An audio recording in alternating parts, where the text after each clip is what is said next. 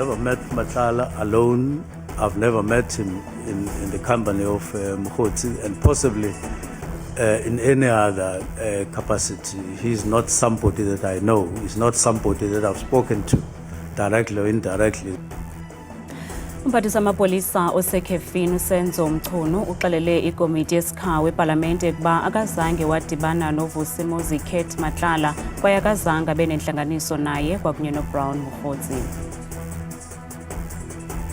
We've got more than one family now that has come out to say they are also looking. So we are pleading with the forensic department to make sure that these results come back, soon. Kufunyanwe amathambo omntu kwindawo yaseMolweni KwaZulu-Natal kwayintsapho ezimbini ezithi zinethemba lokuba kuza kwenza uvavanyo lwencindi yofuzo ngokukhawuleza.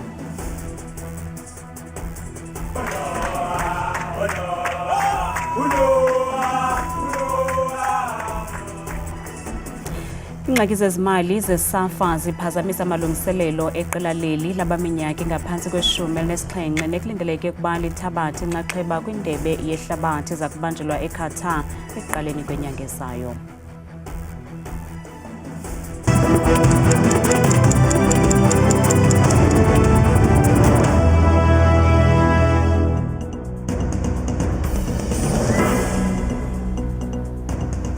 Sinamkele kwindaba zethu ndaba ndodwa ndaba nophumza sikhumba noyitoliki yolwimi lwezandla Botani Mzonsondo.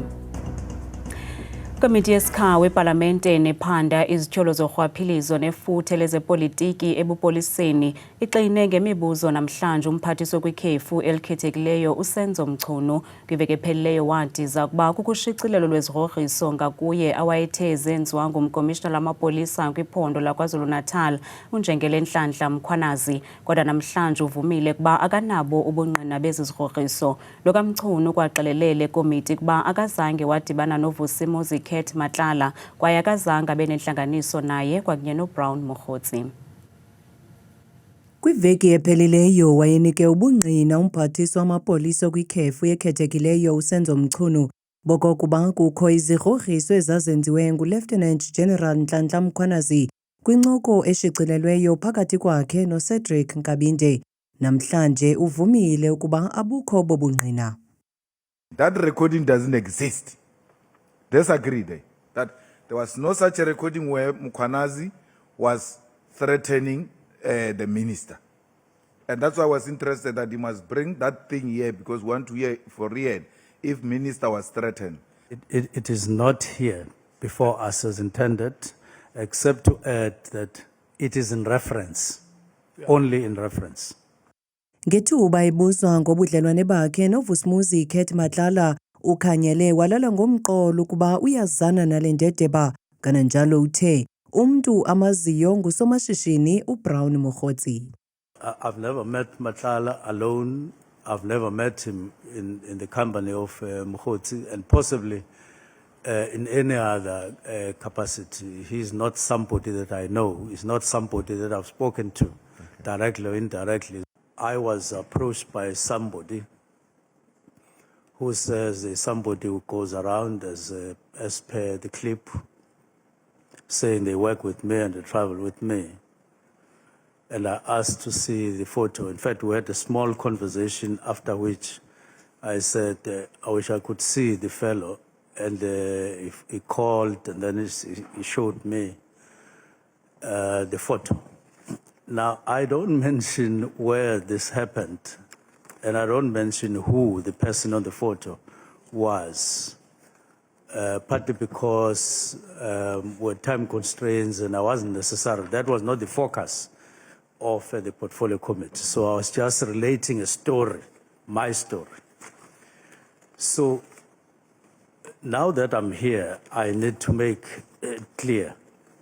The person that was on the photo was not Brown Mkhotsi, even though I didn't say it that way in the portfolio committee, but it wasn't. That's why on looking at the photo, I say, I don't know this person, which is not Mkhotsi. Umchunu ukwathe kwakungekho mfuneko yokucela umongameli Cyril Ramaphosa ngesigqibo sokuchitha iqela elisekelwe ukujongana nokubulala kweyangmene nezepolitiki i-PKTT ukutsho. Was President Cyril Ramaphosa informed or briefed or consulted prior the taking of the decision to dissolve the political killings task team? It was not pitched at presidential level. It was pitched at ministerial level via the interministerial, via the minister who was chairing, but where there was interministerial, and there's no longer any ministerial. Okay. So I won't agree with you. Ukanti komiti ixelele lo kaMchunu kokuba nguye kuphela okholelwa ukuba i-PKTT ayinamsebenzi njengoko nomongameli esandula ukuqhwabela izandla ifuthe layo. Kusenjalo unike ubungqina bakhe uwitness A olipolisa kwicandelo lolwaphulo mthetho olulungelelanisiweyo namhlanje engavezwanga esidlangalaleni phambi kwekomishoni ekhokelwe nguMadlanga. Uxelele ikomishoni ukuba emva kokubamba ukatiso KT Molefe wafumana umnxeba ovela kuKennel Mukwene emchazela ngendlela ngonwabanga ngayo unjengele Shadrack Sibiya kokubanjwa kukaMolefe yaye wayefuna inkcukacha eziphathelene nelinyathelo. Ingqina elikhuselwayo nelibizwa ngowitness A kwikomishoni ekhokelwe nguJaji Mbuyiseli Madlanga lithe emva kokubamba ukatiso KT Molefe lafumana isigrogriso ngomnxeba ngelithi lichukumise abantu abathile ngesisenzo. There was a call that I got from a certain individual shortly after we've arrested Molefe, which then said to us, to me, that were I aware that the person that we've just arrested is the person of the generals. He put it in that way. The person that you've just arrested is the person of the generals. Then he told me that what I did was not nice. General Sibiya is not happy. Kusenjalo ukwathe ngethuba beye kubambo kaMolefe kwafika iqela labantu kwakukho nophephela bathi babuza imibuzo engaqhelekanga. I told them no, we are executing a J50 here. We are doing an arrest. Then they said, where are you guys coming from? Then I told them my office to say we are coming from organized crime. We're working with the PKTT team.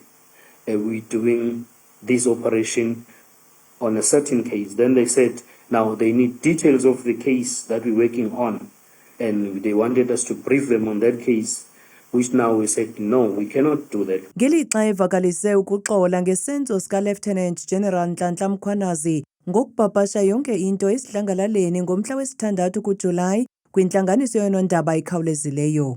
Uthe elinyathelo lavumbulula amanyundululo aqhubeka kwibutho lesipolisa. Iintsapho ezimbini kummandla wasemolweni KwaZulu-Natal zithi zinethemba lokuba kuza kwenziwa uvavanyo lwencindi yofuzo ngokukhawuleza emva kokufunyanwa kwamathambo omntu kwithafa elikufuphi. La mathambo afunyenwe yindoda ethile neqokelela intsimbi kule ngingqi. Le ndawo kulapho amathambo omntu ongaziwayo afunyenwe khona ngokuhlwa kwayizolo. Ecaleni kwelamathambo kufunyenwe ingutyana kunye nedeki zokubaleka.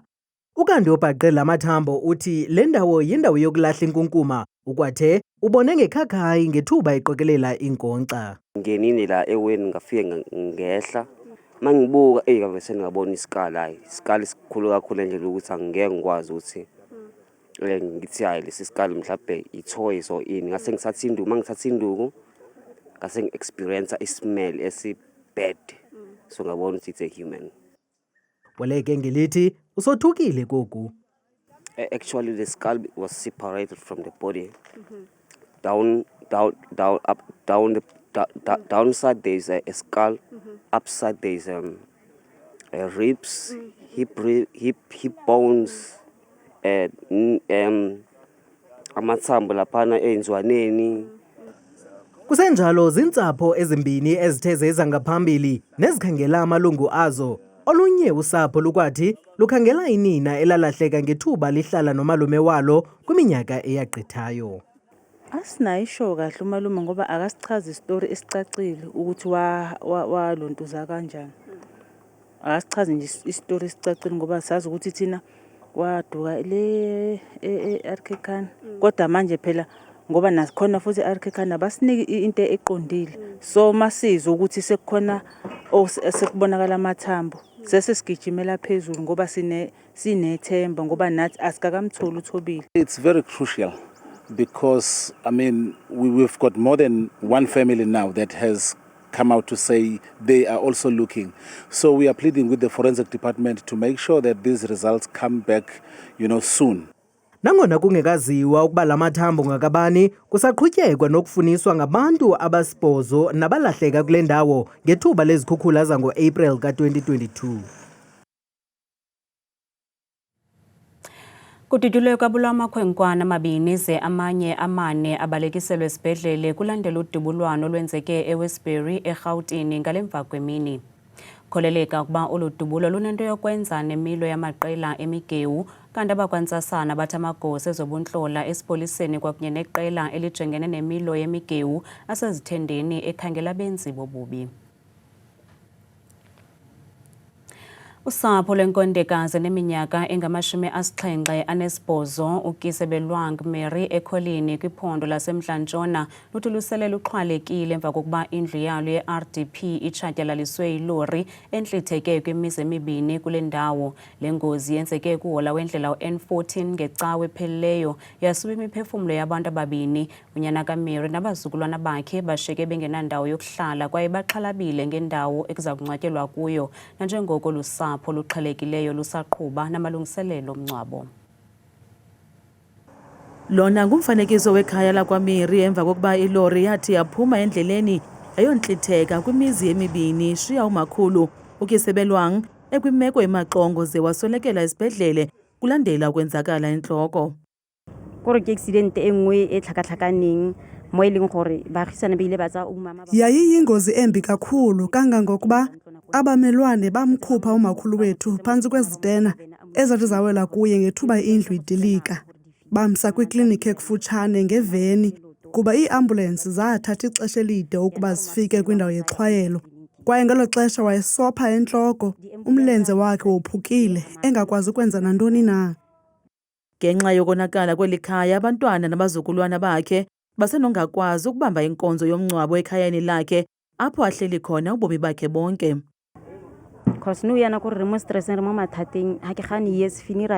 Kungoku nje sikhathazekile kwaye sinengxaki. Ewe, amalungiselelo omngcwabo sele elungile kodwa asinayo indlu esinokumngcwaba kuyo. Unyana wakhe uthi bacela amalizo okwakha ekhaya labo kwakhona. Ndihlala ngoloyiko, andilali nasebusuku. Ndihlala ndisoyika ukuba ndimndodwa ngokwehlala kulo mzi. Abantwana bam ngoku bahlala kwadade wethu. Le ndlu ayiqinanga. Xa kushukuma udonga, ndihlala phezu kwebhedi. Usodolophu kumasipala waseDitsobotla uthi iintsapho ezichaphazelekileyo ziza kuncediswa emva komngcwabo. The two families will make sure that we rebuild the houses for the two families. We have tried to talk to the contractor or the farmer that made an accident there, and is not committed to assist them. Usapho lusaqhuba amalungiselelo omngcwabo, kambe usodolophu uthi kuphandwa ityala lokubulala ngongenanjongo. Wayesakubanga uncothoza wezobuntlola ngexesha lorhulumente wengcinezelo uCraig Williamson uxinwe ngemibuzo kwinkqubo yophando ngokubulawa kweCradoc 4 kwinkundla ephakamileyo yaseGqeberha eMpuma Koloni namhlanje. Ngethuba enikezela ngobungqina, uWilliamson uthe zange banikwe imiyalelo ucacileyo ngokuba mabakwenze. Uthi oku kwavula amathuba okuba kwenziwe izinto engazange bayalelwe zona. Ukungabikho kwemithetho yoko kwakufaneleke ukuba kwenzeke kwadala ukuba kubekho ikroba nokudakasa ngakumagosa esipolisa ngexesha lobandlululo, nto leyo yabangela ukuba kubulawe isine sasekaladokhwe ngo-1985 uMatthew Goniwe, uFort Calata, uSparo Mkhonto kunye noSicelo Mhlawuli. Ukanti oku kutandalaziswe ngulowo wayesakuba ngungcothoza ngexesha lobandlululo uCraig Williamson namhlanje ngethuba iphendula imibuzo ngokwayamene neli tyala. The Cradoc 4 would have been seen as key revolutionaries involved in the situation at that time in the Eastern Cape. And again, I can refer to Mr. van Jaarsveld's evidence. I only for the first time saw it now recently, where he refers to a G document. uWilliamson ukwathe urhulumente wocalucalulo wayeyijonga i-ANC neminye imibutho njengentshaba zikarhulumente. The ANC and the Communist Party and Umkhonto we sees, we never had a chance. They couldn't overthrow the state. They didn't have the military power to overthrow the state. But they had the political power to work with the public opinion to almost bring the state to a standstill. Esi sine sathunjwa ze satshiswa kamva imizimba yabo yafunyanwa kwindawo ezahlukeneyo eBlue Water Bay eGqeberha ngo-1985. Nanjengoko sele kuqaliwe ukubhalwa kweemviwo zokuphela konyaka ngabafundi bematriki namhlanje, abanye uvalo lubetha ngamandla nanjengoko sele bebhalile iphepha lokuqala lezifundo zekhompyutha ngabafundi abangaphaya kwe-900,000 abaza kuchophela iimviwo zokuphela konyaka kuzwelonke, kwaye kulindeleke ukuba ziqukunjelwe ezi mviwo ngomhla 27 kuNovemba. Abafundi bebanga leshumi abaqala iimviwo zokuphela konyaka namhlanje bathi banethemba lokuba baza kuphumelela emagqabini kwiimviwo zabo. They're actually they were better than I expected. And I'm hoping for, a distinction. Lows is that, you usually don't have enough time to finish the paper, but otherwise it was fine. Yeah, I feel a bit confident because today's paper I feel like it was on my side because the things that I've studied were there. I underestimated the paper greatly, but it definitely did set the tone for the rest of the final season. So, yeah. Sebe lezemfundo kwiphondo iGauteng limemelela kuluntu kunye nabazali ukuba baxhase abafundi. We call upon communities and parents to work with us. Let's support our children. Make sure that we remind them on what is it that they need to do so that they don't compromise on other elements of them being prepared. Ukanti inqununu yesikolo samabanga aphakamileyo eEldorado Park ithi abafundi bakulungela ukubhala imviwo kwaye baxhotyiswe ngokwaneleyo. We had our afternoon classes after school. We extended the school day for the grade 12s. We had our Saturday classes, our holiday classes. We even had a compulsory study period for learners at school, where we also fed them, we gave them food, because we know some of them, they're from the squatter camps, and it's hectic at home. There's always noise, no place to study, so we avail the school for them to come to school under supervision, and they've studied. Namhlanje kuqale ukubhala izikolo ezenza ikhompyutha. Izikolo ezingekaqala ukubhala imviwo zebanga leshumi zizoqala zonke ngoLwesine kule veki. Iingxaki zezimali kumbutho lawula ibhola ekhatywayo kweli iSAFA ziphazamisa amalungiselelo eqela leli labaminyaka ingaphantsi kwe-17 nelaziwa kakhulu njengamajimbosi nekulindeleke ukuba lithabathe inxaxheba kwindebe yehlabathi eza kubanjelwa eQatar ekuqaleni kwenyanga ezayo. Amajimbosi awakadlali namnye umdlalo obuhlobo kwizinga eliphezulu kulungiselela le ndebe, kwaye umqeqeshi weliqela uVela Khumalo uthi oku kuyaxhalabisa kakhulu. Iqela labaminyaka engaphansi kwe-17 amaJimbos libila lisoma lilungiselela ukuya kwindebe yehlabathi eza kubanjelwa kwelaseQatar uqala ngomhla wesi-3 ukuya ngomhla wama-27 kwinyanga ezayo. Kodwa nangona kunjalo owona mqobo omkhulu kukushokoxeka kwemidlalo yobuhlobo ekwizinga eliphezulu yokulungiselela le ndebe yehlabathi.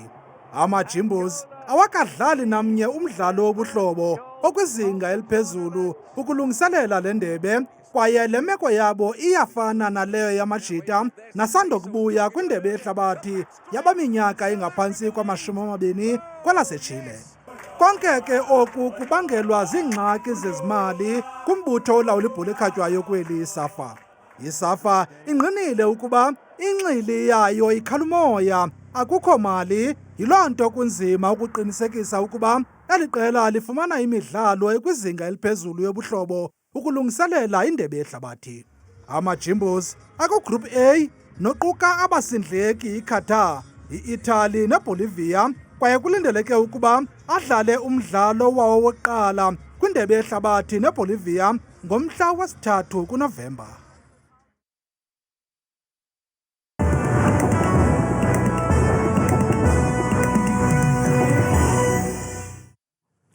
Nkosi kakhulu ke mamqwathi nomamzangu ezindabeni ndiyakubulisa mbukele ekhaya ndikwamkele kaloku ke kudesika yam yeMozulu mna ke ngegama ndikuthabile inzwakazi yasebathenjini mvanje bethuna masijongeni kaloku iMozulu leyo ke mzontsundu ekhaya siye siphawuleni kaloku ngokuqakatheka kweziganyelo zamvanje ke kuMzantsi Afrika uyabona nabekhana kuxoxe kamnandi kwiindawo ezininzi ezizinze kumbindi lonke nje apha eMzantsi Afrika mpela kwiindawo ezininzi kwakhona futhi koFixburg kwintshona yombindi apha eMzantsi ngesibhozo xa bevuka phaya ekuseni ngomso baqhubeke embukele ekhaya uvale futhi belusongo lwasuku emva kwedina yangomso ngamashumi nje azakhatshwe sisine kanti ke ngokubanzi amaqondo akho phansi naphezulu sivula phaya bethuna ephondweni lokuqala ekusempuma koloni impela pha kwindawo ezininzi ezizinze kumbindi nentshona elapho nokalathuko phaya ekuseni futhi lazo zonke nje ezaziphaluka bevuswa ngula 8 degrees kuye kucwenga mpela ngomso xa bezawulala kanti ke yenziwe nje kwakhona bethuna kaloku iMozulu futhi ke kwiphondo laseFreystata mpela kwakhona futhi ke kumazantsi nentshona yelaphondo Bloemfontein kwasekuseni futhi kumnandi phakucwengile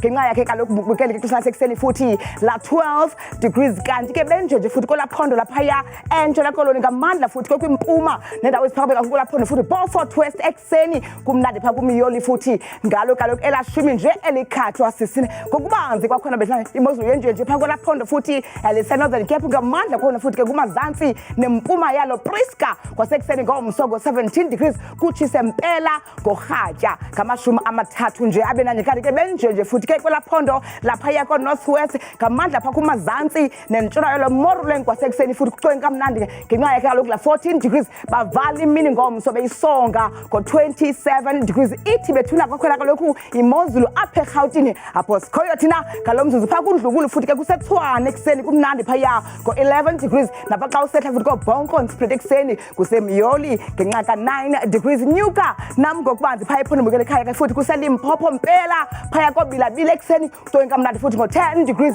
napha kwintshona namazantsi koThabazimbi kusacwenga kamnandi nje yonke lantsasa sehle njalo bethuna ngokubanzi phaya ephondweni lasempumalanga ngamandla pha kumantla nentshona yalo futhi Middleburg kwasekuseni ngo-9 degrees napha kosikhukhuza ke kwimpuma yelaphondo lishumi nje elikhathwa sizimbukela ekhaya uvume kaloku nam ke ndiyivale ndiyisonge iMozulu phaya ephondweni lokugqibela KwaZulu Natal mpela pha kumantla futhi ePhongolo ekuseni ngo-10 degrees napha kumazantsi eKokstad kungabanda ngo-5 mna ndikuthanda kangaka ajwale miyoli